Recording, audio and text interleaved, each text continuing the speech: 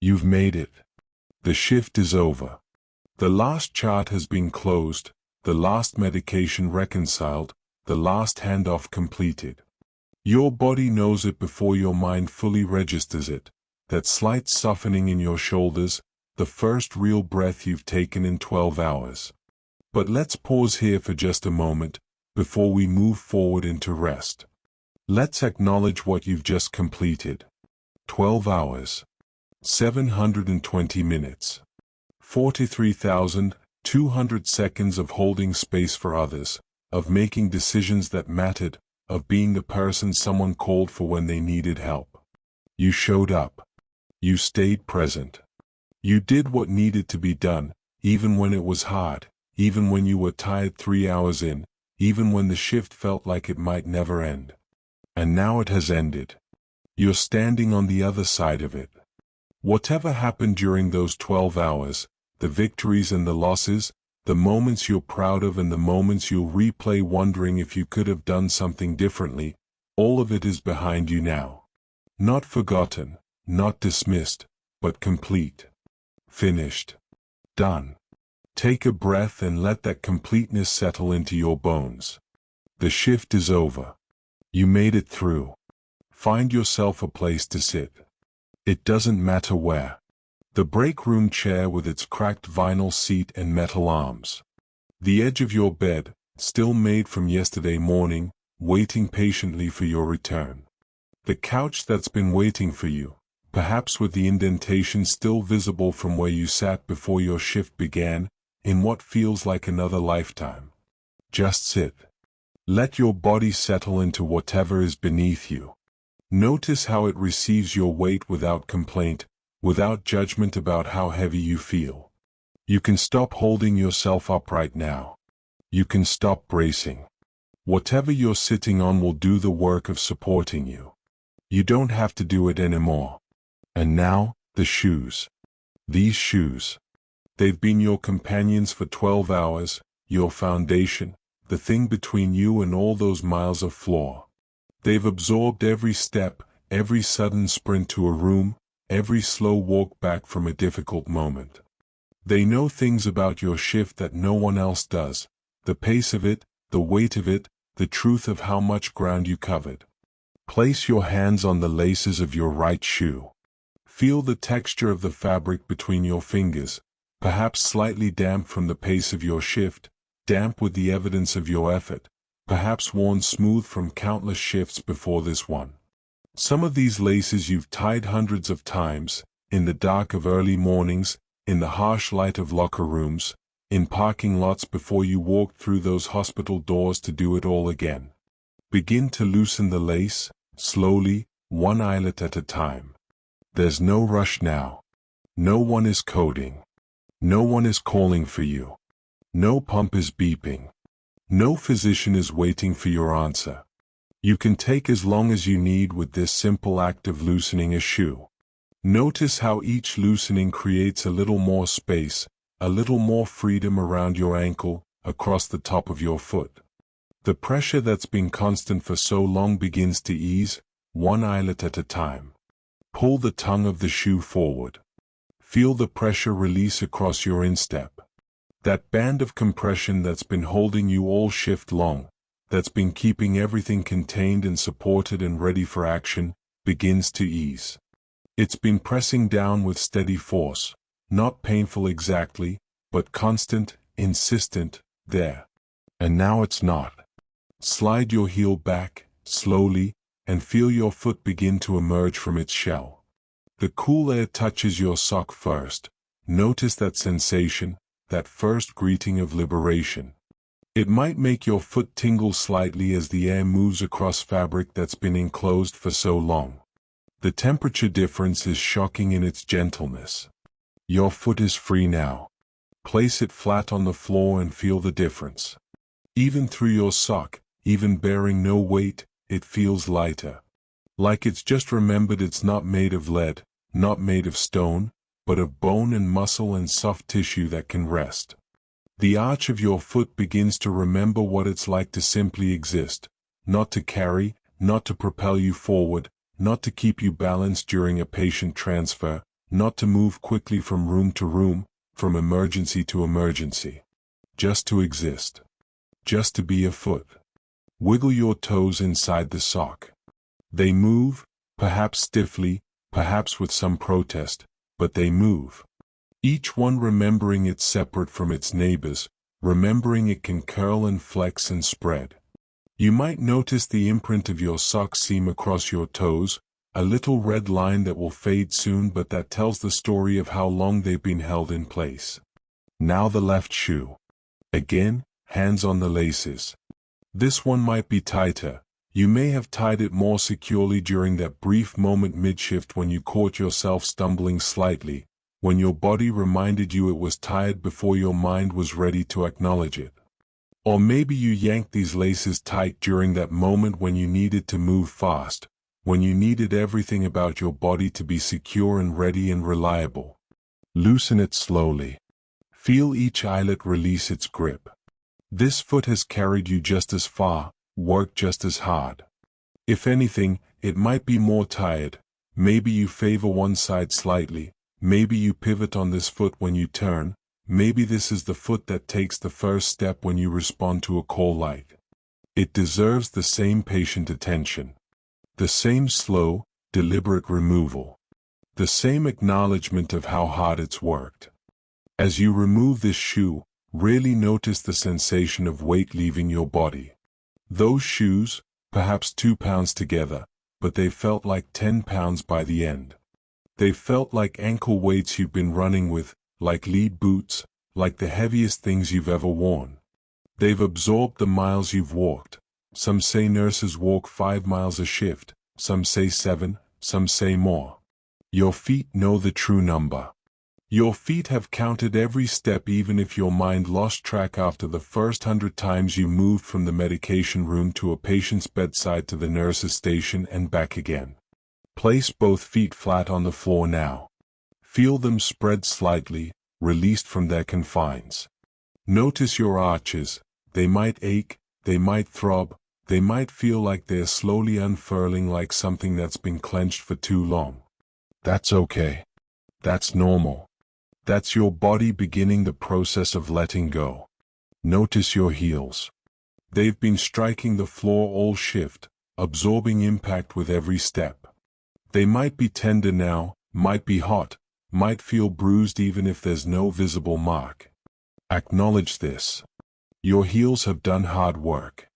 Notice each toe as it begins to remember it can move independently, can breathe, can simply rest. The big toe that pushes off with every step. The little toe that's been pressed against the side of your shoe all day. The middle toes that you rarely think about but that have been working just as hard as their more prominent siblings. They're all here. They're all done. They can all rest now. Press your feet gently into the floor. Feel the solid surface beneath them. This is the last floor they have to touch today. After this, there will be bed, there will be blanket, there will be soft sheets. But for now, feel this floor. Feel how it's different from hospital linoleum. It doesn't echo with footsteps. It doesn't hold the energy of 1,000 emergencies. It's just floor. It's just ground. It's just the earth beneath you, solid and undemanding. Now, close your eyes and begin the invisible scrub. Imagine you're standing in a warm shower. Not the 30-second efficiency shower you might grab between shifts, that frantic rinse where you're already thinking about what you need to do next, where you keep your eyes open and your mind working. Not that shower. This is a long, generous shower with no clock, no next place to be, no one waiting for you, no reason to hurry. This is a shower that exists outside of time. The water is the perfect temperature, perhaps slightly warmer than body temperature, warm enough to feel like an embrace, like being held, but not so hot that it demands attention. It's just right. It's exactly what your body has been craving without knowing it was craving it. Feel the water hit the crown of your head first. It runs through your hair, across your scalp, and you can feel it beginning to wash away the tightness you've been carrying there. All day your scalp has been tense, maybe from wearing a cap, maybe from the stress that creeps up the back of your neck and settles in the muscles of your skull, maybe from the headache you've been ignoring because there wasn't time to do anything about it. The water moves across every inch of your scalp now. Feel it massage each point where tension has gathered. See in your mind's eye the water carrying away the hypervigilance. That state of constant alertness, listening for alarms, for call bells, for changes in monitor patterns, for the subtle change in a patient's breathing, for the tone in a family member's voice that means they have a question they're afraid to ask, for your name being called, for anything that might need your immediate attention. It begins to dissolve like salt in warm water, like sugar in tea, like something solid becoming liquid, becoming nothing at all. The water runs down your forehead now. It washes across your eyebrows, and as it does, you feel the tension you've been holding in your face begin to release.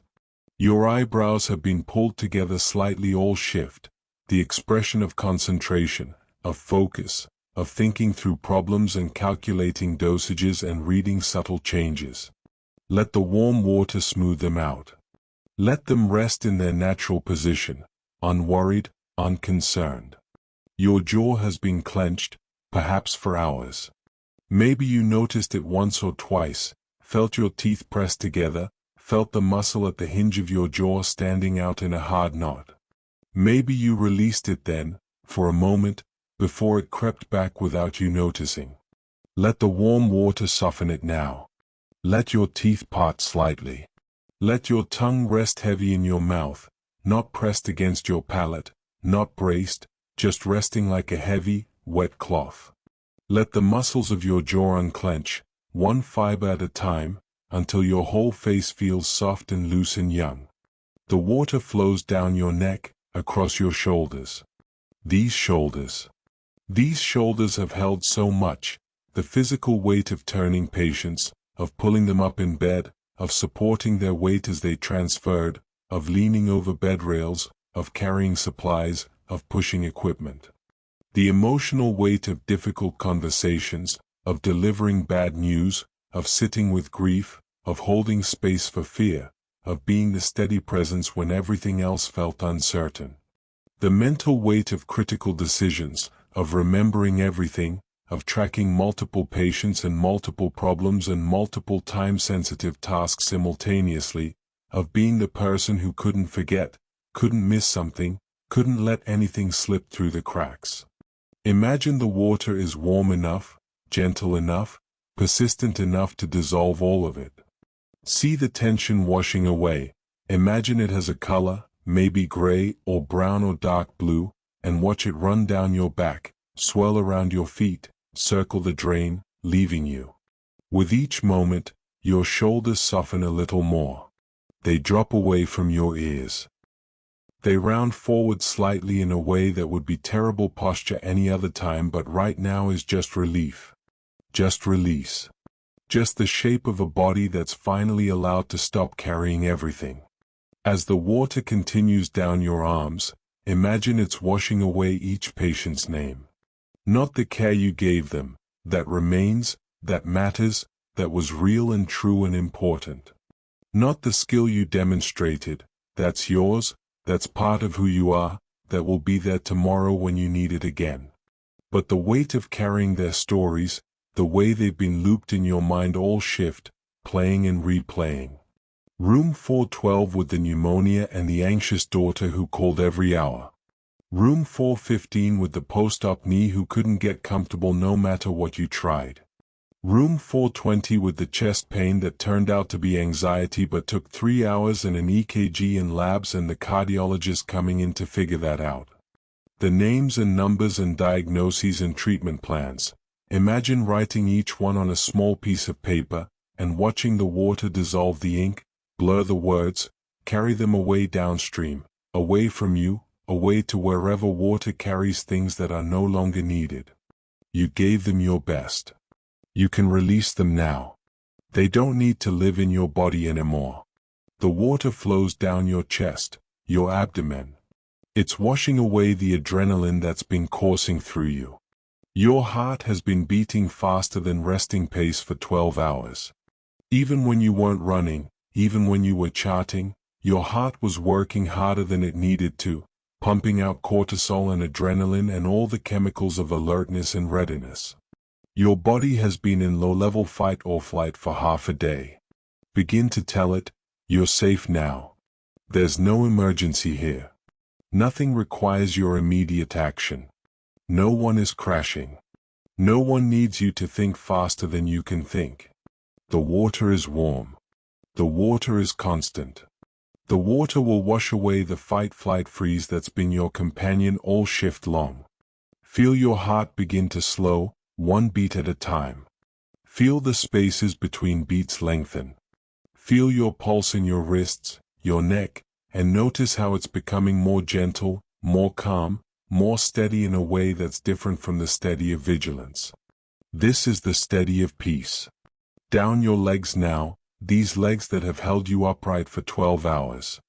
Down your thighs, maybe you notice they're sore, maybe you notice how they've been tense, ready to move quickly, ready to catch yourself, ready to brace. The water washes over them, and they can soften now. They don't need to be ready. They can just be legs, just muscle and bone, resting. Down your calves, your shins, all the way to your tired feet, the feet that have carried you so far, that you've already freed from their shoes. The water pools around them briefly before draining away, taking with it the ache, the burning, the numbness, the feeling of walking on broken glass that comes at hour 10, at hour 11. What's left is just your body. Just this body that has worked so hard and deserves, finally, to rest. When you're ready, step out of this imaginary shower. Imagine wrapping yourself in the softest towel you've ever felt. Maybe it's the towel you wish you had, thick and plush and impossibly soft, the kind you see in fancy hotels and wonder who actually owns towels like this. This towel. You have this towel now, in this moment. Feel its weight on your shoulders, not the weight of responsibility, not the weight of everything you're carrying, but the weight of comfort. The weight of something that's heavy because it's substantial, because it's real, because it's designed only to provide warmth and softness and ease. You're clean. You're warm. You're transitioning. From nurse to person. From shift to rest. From hypervigilance to peace. Now, let's bring your body into true rest through your breath. Place one hand on your chest and one hand on your belly. Don't change anything yet, just notice. Notice where the breath goes naturally. After a shift, many nurses find their breathing has become shallow, residing only in the upper chest, only in the top third of the lungs. This is the breathing of alertness, of readiness, of the sympathetic nervous system that's been activated for hours. Short breaths. Quick breaths. Efficient breaths that get just enough oxygen to keep moving but nothing more. Breaths that don't slow you down, don't interfere with the pace, don't take time you don't have. We're going to gently, slowly, invite your body into a different kind of breathing. The breathing of safety. The parasympathetic state. The rest and digest mode that allows for true sleep, for deep restoration, for the kind of recovery that actually lets your body heal from the day you've just completed. Breathe in slowly through your nose for a count of 4. 1, 2, 3, 4. Feel your belly rise under your hand. Feel the air move all the way down to the bottom of your lungs, filling spaces that haven't been filled all day. Feel your ribcage expand not just in front but to the sides, to the back. Feel yourself take up more space with this breath. Hold for just a moment. Just one count. 1. Let the oxygen saturate your blood, cross into your cells, feed the tissues that have been working so hard. Now exhale slowly through your mouth for a count of 6. 1, 2, 3, 4, 5, 6.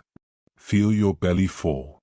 Feel the air leaving completely, carrying with it carbon dioxide and metabolic waste and the last remnants of the shift. Let the exhale be slightly audible if it wants to be, a sigh, a release, a sound of letting go. Again. In through the nose for 4 counts. 1, 2, 3, 4. Let the air be cool as it enters your nostrils, as it passes through your sinuses, as it travels down your throat. Hold for 1. 1. Feel the pause, the stillness, the moment of fullness. Out through the mouth for 6. 1, 2, 3, 4, 5, 6. Let your shoulders drop even more with this exhale. Let your whole body soften. With each exhale that's longer than your inhale, you're sending a direct message to your nervous system. We're safe now. We can rest now. The parasympathetic system can take over now. The emergency is over. The crisis has passed.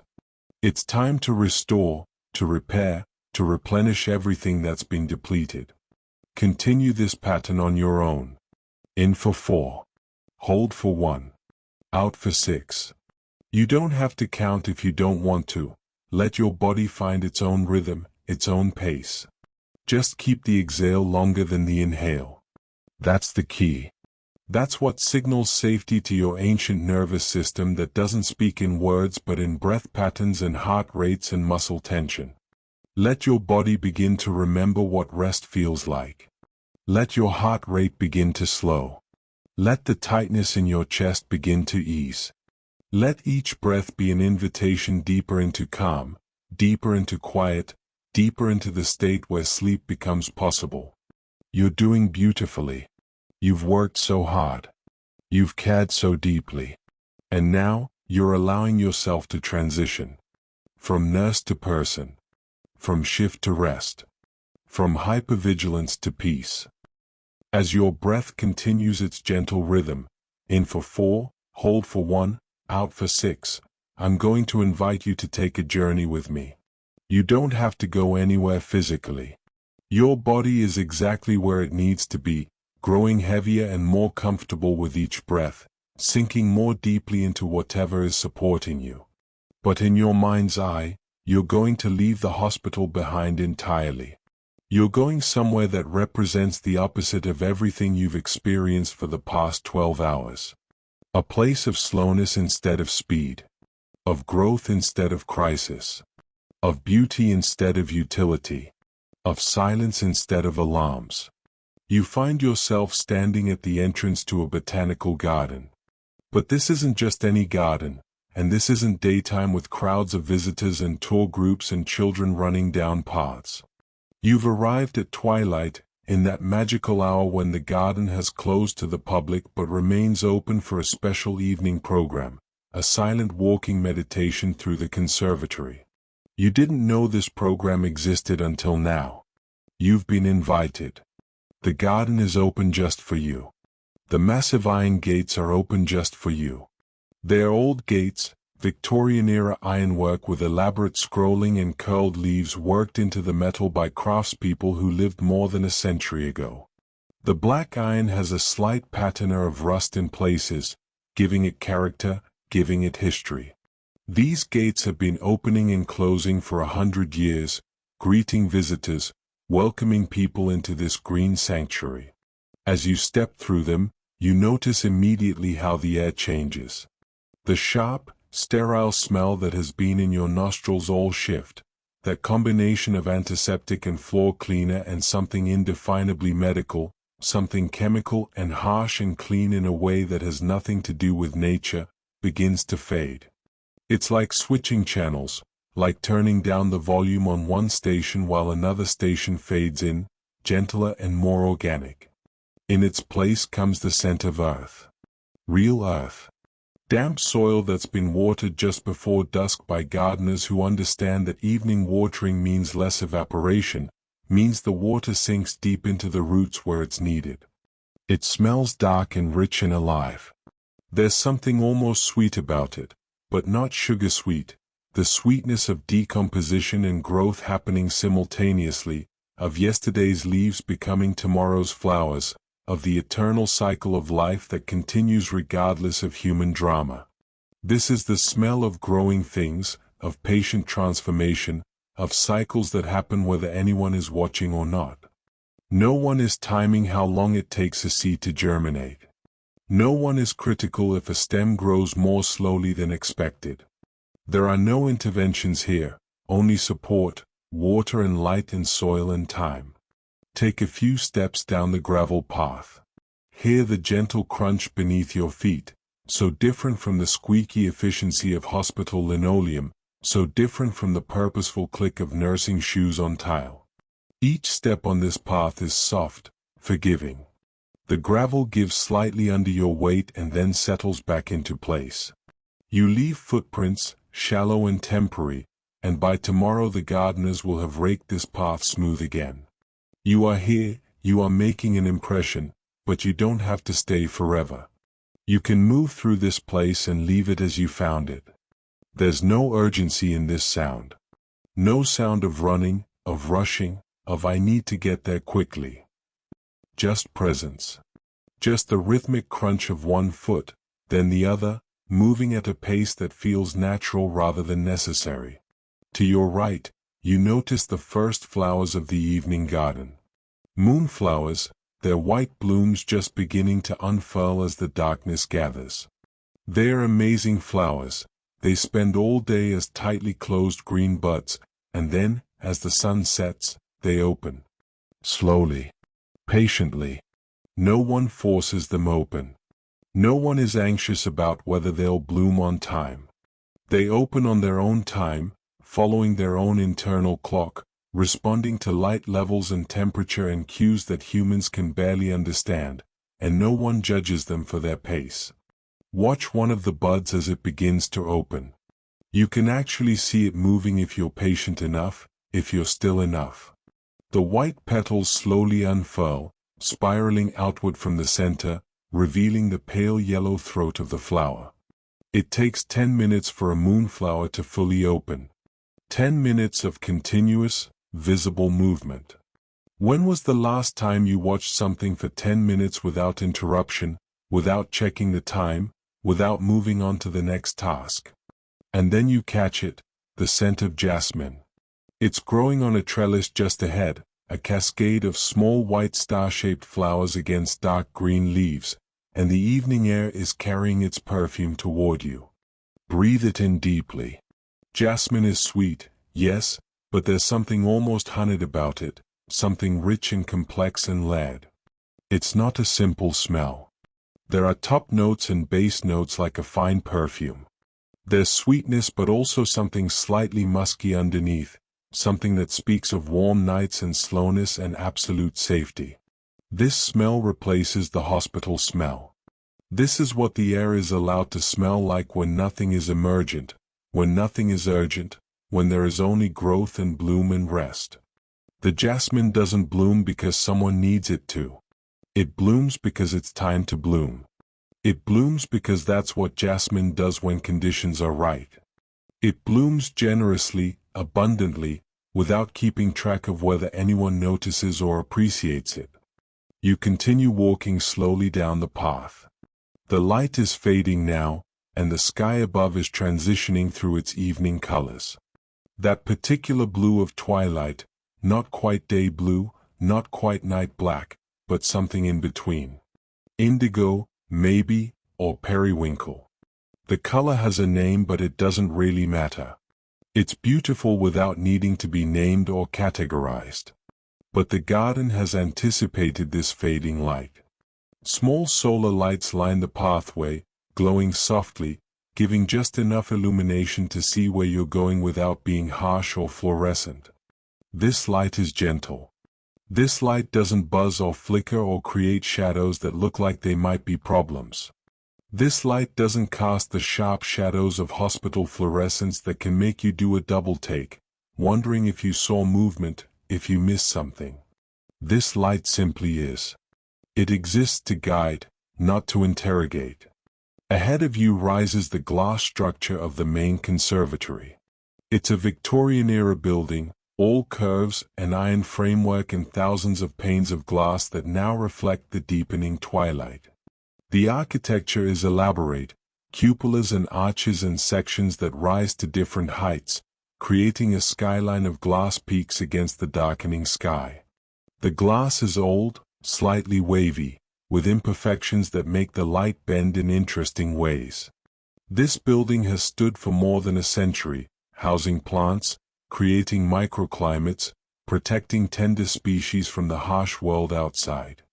The doors are open, and warm, humid air breathes out from the interior like the conservatory itself is exhaling. You can see it. The way the warm air meets the cooling evening air creates a slight haze, a shimmer, a visible threshold between outside and inside. You step through this threshold, and the temperature immediately rises several degrees. It's not uncomfortable, it's the warmth of a greenhouse, the warmth of life being carefully tended. The air is thick with moisture. You can feel it on your skin, and after the dry, climate-controlled air of the hospital, air that's kept at exactly 68 degrees with exactly 40% humidity for infection control reasons, this feels like a gift. Your skin begins to drink it in. Your lips, which have been dry all shift, begin to soften. Your sinuses, which have been dried out by constantly breathing recycled air, begin to feel soothed. The conservatory is arranged in sections, each one dedicated to plants from different regions of the world, each one maintained at slightly different temperatures and humidity levels. You find yourself in the fern room first. These are ancient plants, plants that existed when the dinosaurs walked, plants that have survived extinction events and ice ages and countless changes in the Earth's climate and geography. They don't hurry. They don't panic. They don't innovate quickly or adapt rapidly. They simply continue, frond by frond, spore by spore, year by year, millennium by millennium. They know something about endurance, about the long game, about survival through steadiness rather than speed. You walk between the raised beds, and the ferns tower over you at different heights. Some are waist-high, their leaves delicate and fine as lace. Lady ferns, maybe, with their intricate patterns of smaller and smaller divisions, fractals of green that repeat at every scale. Others reach above your head, their fronds as large as your arms span. Tree ferns with rough trunks and massive fronds that could shelter you from rain. Australian tree ferns, perhaps, or New Zealand silver ferns with their distinctive white undersides. Reach out and touch one gently. Feel the texture, slightly fuzzy on some species, smooth as silk on others, tough and leathery on still others. This is real. This is alive. This is the opposite of the plastic and metal and glass you've been surrounded by. This plant is growing right now, pulling water up through its roots, conducting photosynthesis even in this dim evening light, respiring, living, being. Run your finger along the edge of one frond. Feel how it's attached to the central stem, how it curves, how it's designed to catch every possible photon of light filtering down through the forest canopy. Evolution has perfected this shape over millions of years. You're touching the result of 400 million years of refinement. The path curves, and you find yourself entering the moss garden. Here, everything is low and green and impossibly soft-looking. The gardeners have created landscapes in miniature, rolling hills of moss, tiny forests of moss, clearings and valleys and slopes, all in shades of green that you didn't know existed. Emerald and sage and forest and lime and olive and jade. Chartreuse and viridian and moss, of course, and hunter and sea green. Look closely and you'll see that what appears to be a uniform carpet is actually composed of dozens of different species. Some moss grows in tiny stars, each plant a perfect rosette no bigger than your thumbnail. Some grows in flowing waves like frozen water. Some stands up in tiny forests of stems, each one topped with a capsule containing spores. Some is so dense it looks like velvet. Some is sparse and delicate, more air than plant. There's a bench here, and you sit down. You notice a heavy velvet curtain near the desk. It's a deep burgundy color, and you reach out to touch it. The fabric is thick and soft and slightly cool against your palm. It has weight and substance. You run your hand along it, feeling the pile of the velvet change direction under your fingers, catching the light differently. This is texture for the sake of comfort, for the sake of beauty, not for the sake of efficiency or cleanliness. Near the curtain, there's a leather armchair, and you sink into it. The leather is old and softened by use, and it cradles you perfectly. Next to the chair is a small table, and on that table is the banker's lamp, its green glass shade creating a small island of warm light in the gathering darkness of the library. You can stay here as long as you like. You're surrounded by the smell of old books, that distinct scent of paper and leather and time passing slowly. The only sound is the occasional creak of the building settling, the way old buildings do, the sound of something solid and stable and completely at rest. Your breathing has slowed further now. You're no longer counting it. It's simply happening, the way breathing does when the body finally feels safe enough to take over without the mind's supervision. The green lamp glows softly. The velvet curtain hangs heavy and still. The index cards rest in their drawers. And you rest in this chair, in this library, in this moment of perfect quiet. Everything you needed to do has been done.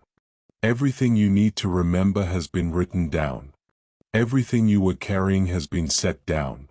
You are, finally, free to simply be. Free to simply rest. Free to begin the gentle descent into sleep. From your comfortable seat in the library, you become aware of another doorway you hadn't noticed before. It's partially hidden behind a bookshelf, but it's open, and through it you can see what appears to be another section of the botanical garden. When you're ready, and there's no rush, you can sit in this chair as long as you like. You rise and move toward this doorway. Your body feels heavy and relaxed, and moving through the doorway is like moving through water, slow and weightless. You step through and find yourself in what the brass plaque identifies as the Botanical Reference Collection. It's a long, narrow greenhouse with tables running down both sides. On these tables are hundreds of specimens under glass cloches, each one carefully labeled with both common and Latin names. There's a leather-bound journal on a podium near the entrance, and it's open to a page titled The Moss Collection. You begin to read, and the words themselves have a rhythm, a gentle repetition that allows your mind to drift. Dicranum scoparium. Common haircap moss. Found in temperate regions. Forms loose tufts. Prefers rotting wood and soil. Yellow-green to dark green. Stems 1 to 3 inches. Leaves curved when dry. Spreading when moist. You move to the first table and look at the specimen under its glass dome. Yes, there it is. Exactly as described. Small, precise, perfect. The glass is slightly cool to the touch. The label is written in careful calligraphy. Polytrichum commune. Common haircap moss. Widespread distribution. Forms dense mats. Found in wet areas. Dark green to reddish. Stems 4 to 16 inches. Tallest of the common mosses. Star-shaped when viewed from above. You move to the next specimen. The greenhouse is warm and humid. Your movements are slow. The Latin names begin to sound like a song, a chant, a meditation. Thuidium delicatulum. Delicate fern moss. Feathery appearance. Triangular fronds. Found on logs and soil. Light green to yellow-green. Stems 1 to 4 inches. Resembles miniature ferns. Soft to the touch. Each specimen is exactly where it should be. Each label is precisely written. There is order here. There is calm here. There is the slow, patient work of people who care about small things, who believe that moss matters, that documentation matters, that paying attention matters. Climatium dendroids. Tree moss. Upright branches. Resembles tiny trees. Found in swamps and wet woods. Forms loose mats. Green to yellow-green. Stems 2 to 4 inches. branches clustered at the top. A moss forest in miniature. You continue down the row. Your eyes grow heavier. The words begin to blur slightly, but it doesn't matter. You don't need to remember these. You just need to be here, moving slowly from specimen to specimen, hearing the Latin names, seeing the various shades of green. Leucobrium glaucum. Pincushion moss. Forms compact mounds. Pale green to whitish. Feels spongy. Found in moist forests. Stems half an inch to 2 inches. Dense rounded cushions. Sometimes called white moss. Can survive dry periods. The Latin creates a rhythm. Dicranum. Polytrichum. Thuidium. Climatium. Leucobrium. The words are like a mantra, like a prayer, like the sound of wind through trees or water over rocks. They mean something, but they also mean nothing except this moment, this greenhouse, this gentle cataloging of small green lives. Hypnum cupressiform. Cypress-leaved plat moss. Very common. Variable appearance. Found on many surfaces. Yellow-green to golden. Stems 1 to 4 inches. Branches curve in one direction. Grows on tree bark and stones. Tolerates shade and sun. The air in the greenhouse is becoming more present now, more noticeable. It's warm and carries the scent of earth and growing things. There's moisture in it, not heavy, just present, the kind of air that feels soft against your skin. Your shoulders drop a little more. Your jaw releases tension you didn't know you were holding. Ceratodon purpureus. Fire moss. Purple stems. Very common. Found on disturbed ground. Tolerates many conditions. Stems 1/4 to 1 inch. First to appear after disturbance. Hardy pioneer species. Reddish when mature. You notice the way the light filters through the glass roof of the greenhouse. It's softer now, the sun lower in the sky, creating long shadows across the tables. The glass cloches catch the light and create small prisms, tiny rainbows that dance across the specimen labels. Olacomium paluster. Ribbed bog moss. Found in wetlands. Yellow-green to reddish. Distinctive ribs on leaves. Stems 1 to 4 inches. Forms soft cushions. Prefers acidic bogs. Common in northern regions. You've reached the end of the first row of tables, and you pause for a moment, your hand resting on the smooth wood of the table edge. The wood is old, worn smooth by countless hands before yours, warm from the greenhouse air. Plagiarmium cuspidatum. Toothed plagiarmium moss. Large leaves. Clearly toothed margins. Found in wet areas. Bright green. Stems 1 to 3 inches. Leaves have prominent midrib. Forms loose patches. You turn to begin down the second row. But as you do, you become aware of a new sound. At first, you can't quite place it. It's soft, distant, rhythmic. Then you realize, rain. It's beginning to rain on the glass roof of the greenhouse. Not a storm, nothing violent or alarming, just a steady, gentle rain. The kind that settles in for hours. The kind that makes the world soft and blurred and safe. The first drops are tentative, exploring. Tap, tap, tap, tap. They find different parts of the roof, creating a scattered melody. Then more drops join, and more, until the sound becomes a soft percussion, a gentle drumming that surrounds you. Bryum argenteum. Silver moss. Very small. Silvery green appearance. Found in urban areas. Tolerates pollution. Stems 1/4 inch. Grows on concrete and brick. Hardy and persistent. Forms silver-green patches.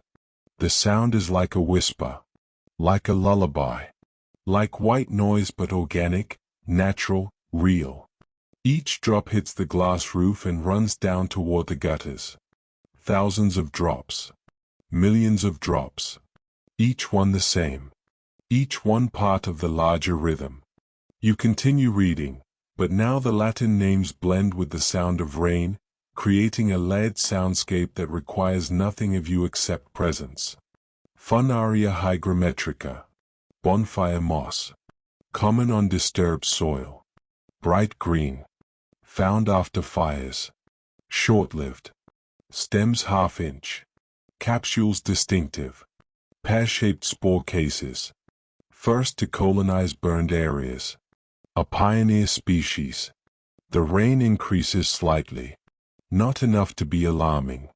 Just enough to add depth to the sound.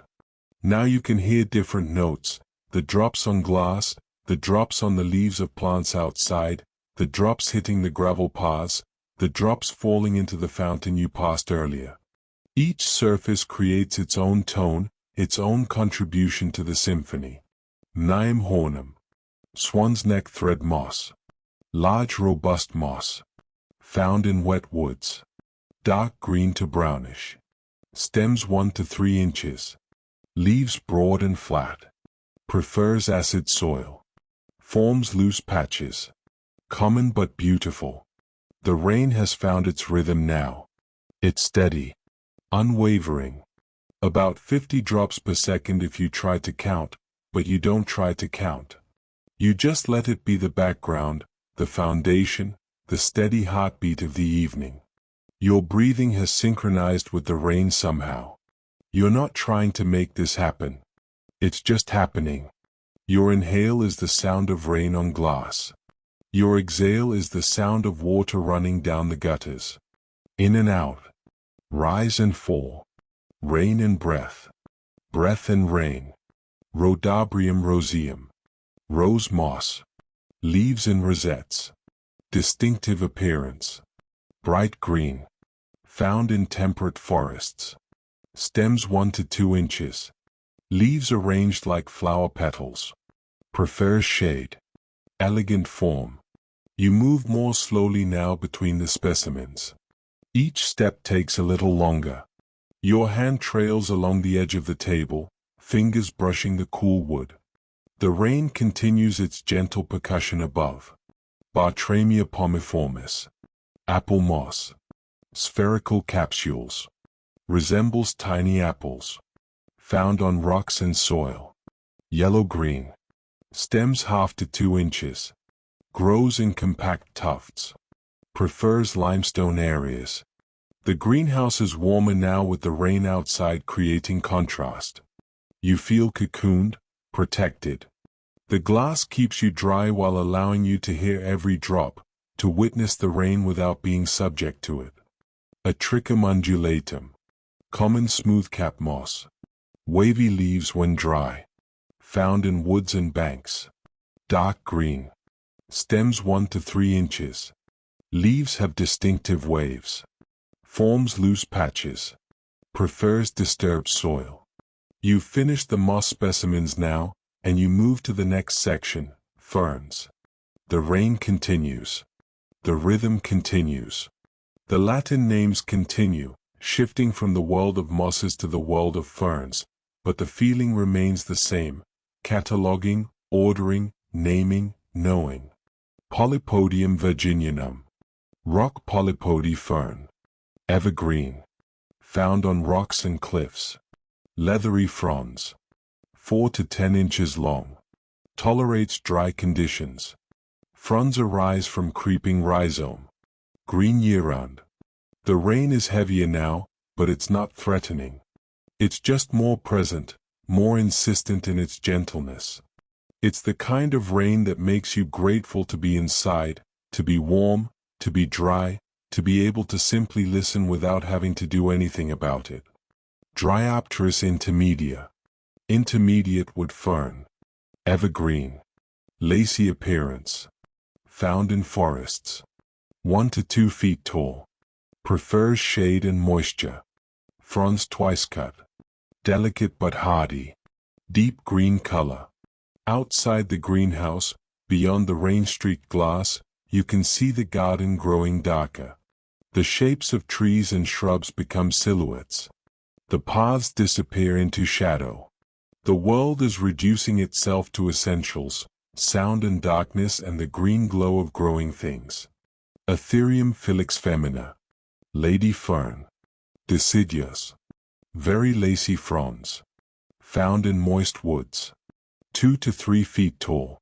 Light green. Fronds twice or thrice cut. One of the most delicate ferns. Prefers rich soil. You continue moving slowly through the greenhouse. Past the ferns now. Toward another section. The rain continues. Your body has become so heavy. So relaxed. Each step requires a little more effort, but the effort is not unpleasant. It's the effort of moving through dream space, where everything is slow and nothing is urgent. Osmunda cinnamomea. Cinnamon fern. Deciduous. Distinctive fertile fronds. Found in wetlands. 2 to 4 feet tall. Emerges with cinnamon-colored fuzz. Separate fertile and sterile fronds. Ancient lineage. There's a section now of flowering plants, and though it's too dark to see the colors clearly, you can read the descriptions, imagine the blooms. Trillium grandiflorum. Large white trillium. 3 petals. 3 leaves. Found in deciduous forests. Blooms in spring. White flowers turn pink with age. 6 to 18 inches tall. Prefers rich soil. The rain shifts slightly, becoming a little softer, a little more constant. It's found its deepest rhythm now, the pattern it will maintain for hours. You can feel in the sound that this rain has settled in, that it's not going anywhere soon. Sanguinaria canadensis. Bloodroot. Single white flower. Blooms early spring. Found in rich woods. Red sap in roots. Lobed leaves. 4 to 8 inches. Flower opens in sun. Closes at night. The greenhouse is getting darker now. The evening has turned to night.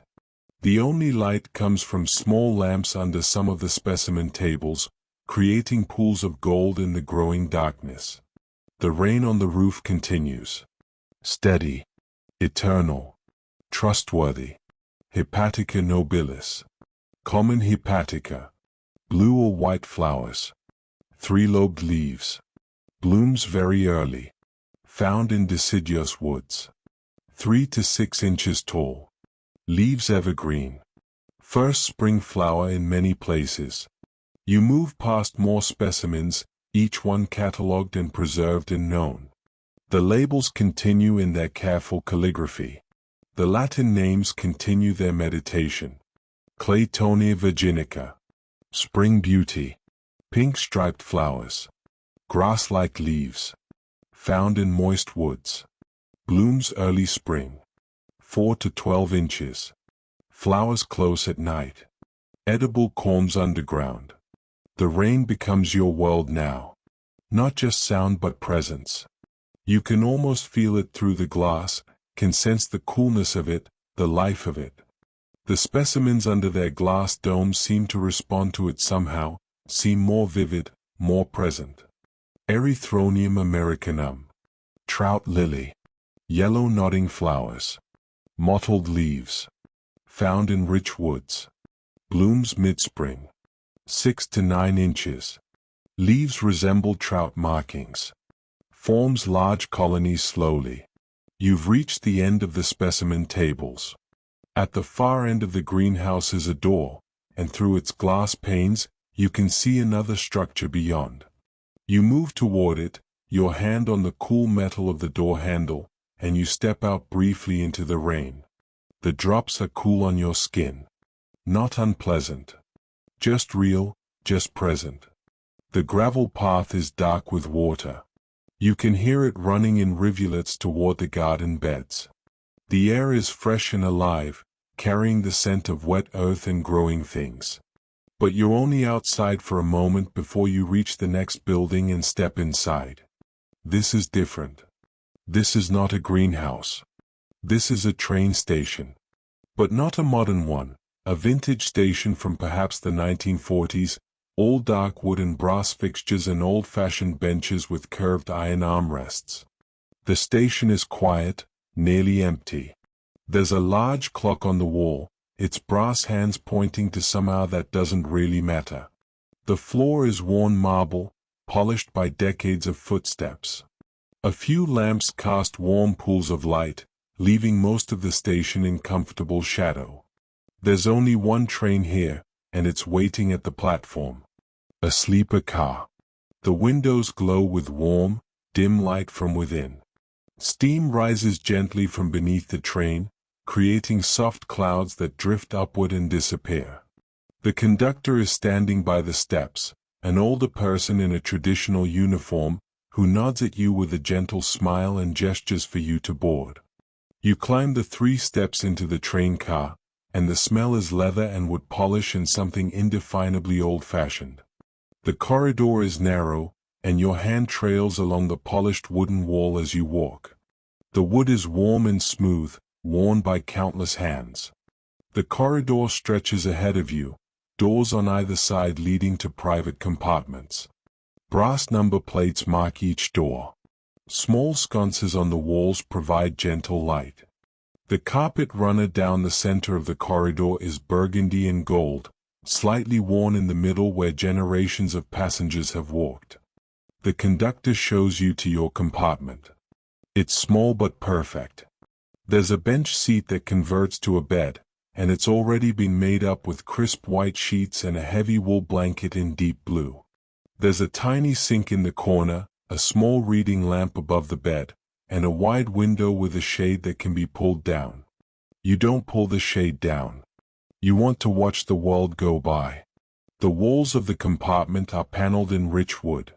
There's a small luggage rack above the window, brass hooks for coats, a tiny mirror with an ornate frame. Everything is compact but thoughtfully designed, each element serving its purpose perfectly. You settle onto the bed, pulling the blanket up. It's heavy and warm and smells faintly of lavender from being stored with sachets. The pillow is soft and yielding, covered in white linen that's been pressed and folded with care. The sheets are cool at first, then warm as your body settles into them. Outside the window, you can see the rain still falling, visible in the station lights. It streams down the window glass, creating moving patterns of light and shadow. The platform is slick with water, reflecting the station lamps. And then, with a gentle lurch, the train begins to move. The sound is immediate and all-encompassing. The rhythmic clack-clack, clack-clack of wheels on rails. It's like a heartbeat. Like a lullaby. Like the most ancient rocking motion, the motion that has soothed humans since they first learned to make wheels and lay tracks. Clack-clack. Clack-clack. Clack-clack. Clack-clack. The train leaves the station slowly, majestically. The platform slides by, then the station building, then the small station gardens. The conductor stands on the platform and raises a hand in farewell. The lights fall away. Now there's only darkness outside the window, punctuated occasionally by the distant light of a house or the glow of a street lamp. The rain continues, streaking sideways across the window now as the train picks up speed. You don't know where this train is going. You don't need to know. This is the slow train to nowhere, the train that exists only to carry you through the night, to rock you with its ancient rhythm, to let you watch the dark world slide by while you drift deeper and deeper into rest. Clack-clack. Clack-clack. The rhythm never varies. The engineers who laid these tracks did their work well. Every rail is the same length. Every joint creates the same sound. Clack-clack. Clack-clack. Forever and ever, reliable as breath, steady as a heartbeat. The rain has become white noise now, a constant whisper behind the rhythm of the wheels.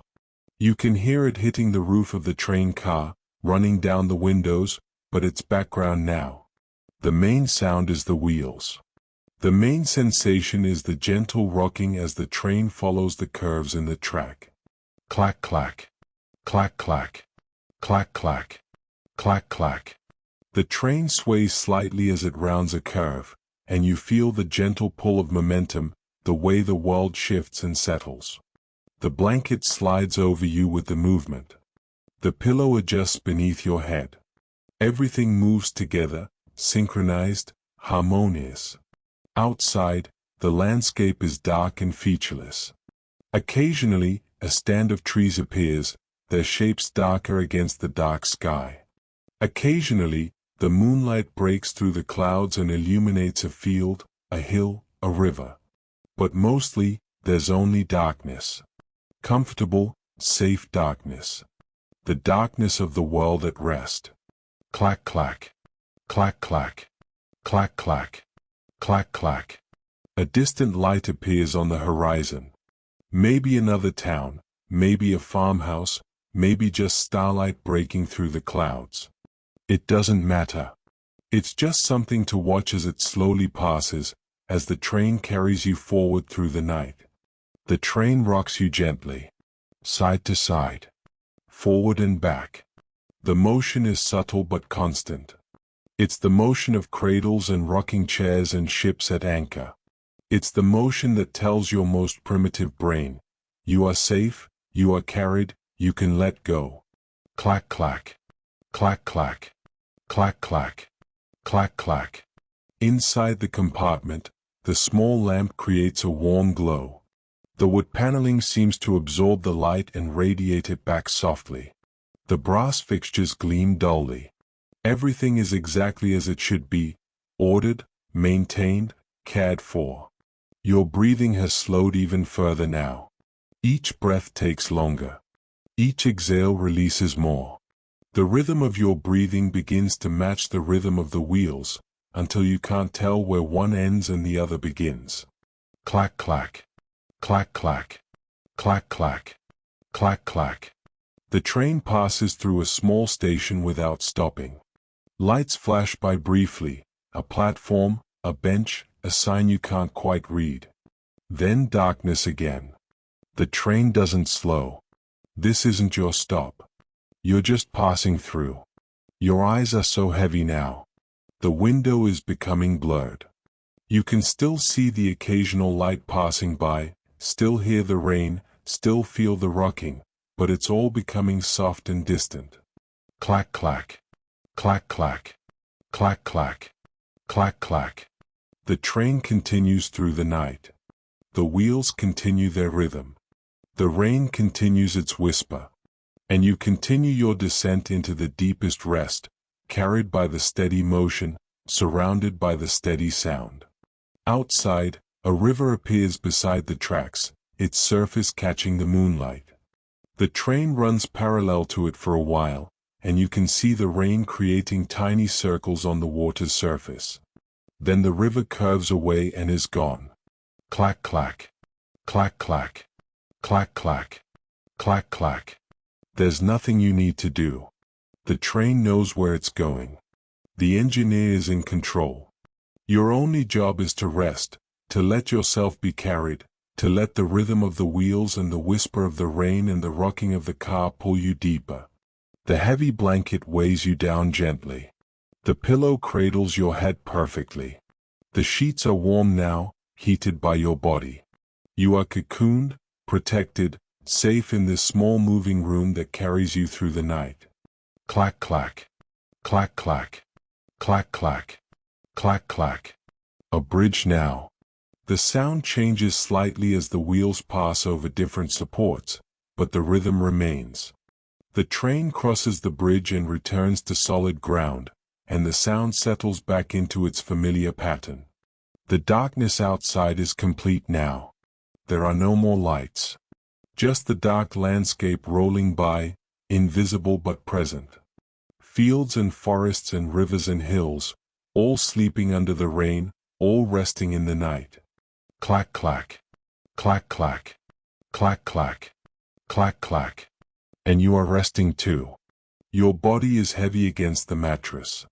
Your head is heavy on the pillow. The blanket is heavy on your body. Everything is heavy and weighted and grounded and safe. The rain continues its gentle percussion on the roof. Individual drops are impossible to distinguish now. It's just a wash of sound, a white noise that fills all the spaces between the rhythm of the wheels. Clack clack, clack clack, clack clack, clack clack. The sound is eternal. It has always been here. It will always be here. The wheels on the rails. The train through the night. The rhythm that requires nothing of you except that you let it carry you. Your awareness is narrowing now, focusing only on the essential things. The rhythm of the wheels. The weight of the blanket. The warmth of the bed. The darkness outside. Nothing else matters. Nothing else exists. Clack clack. Clack clack. Clack clack. Clack clack.